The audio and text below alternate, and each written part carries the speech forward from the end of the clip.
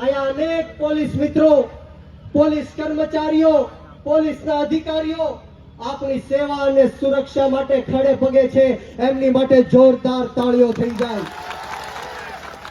પરંતુ હાલમાં જ દેશી દારૂને લઈને, ડ્રગ્સને લઈને, પોલીસ પરિવારના વિરોધને લઈને જે મીડિયાની અંદર ચાલી રહ્યું છે, ત્યારે હું 100% એવું માનું છું કે આ ભ્રષ્ટાચારી ભારતીય જનતા પાર્ટીની રહેમ નજરથી ગુજરાતના 33 જિલ્લાઓમાં, તમામે તમામ તાલુકાઓમાં, ગામોમાં દેશી દારૂના અડ્ડાઓ ચાલી રહ્યા છે, ડ્રગ્સના અડ્ડાઓ ચાલી રહ્યા છે.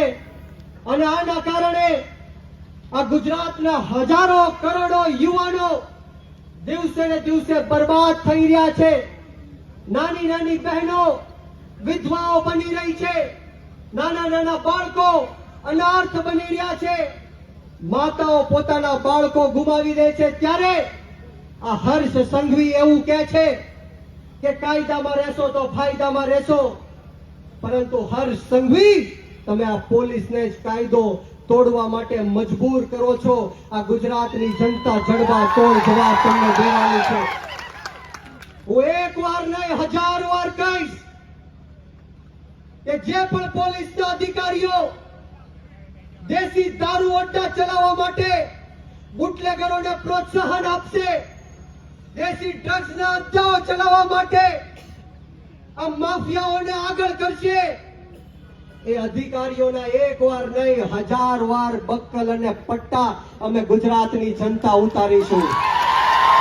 અને આ ભ્રષ્ટ અધિકારીઓ નહીં, પરંતુ હર્ષ સંઘવી, જો આ અધિકારીઓને તમે છાવરવાનું કામ કરશો, તમે આ બુટલેગરોને છાવરવાનું કામ કરશો, તો આ ગુજરાતની જનતા અધિકારીઓની સાથે સાથે હર્ષ સંઘવીના પણ બક્કલ અને પટ્ટા ઉતરાવી દેવાનું કામ કરશે. યાદ રાખજો, આપણો ભારત દેશ સંવિધાનથી ચાલવા વાળો દેશ છે. આપણે કોઈનાથી ડરવાની કે ગભરાવાની જરૂર નથી.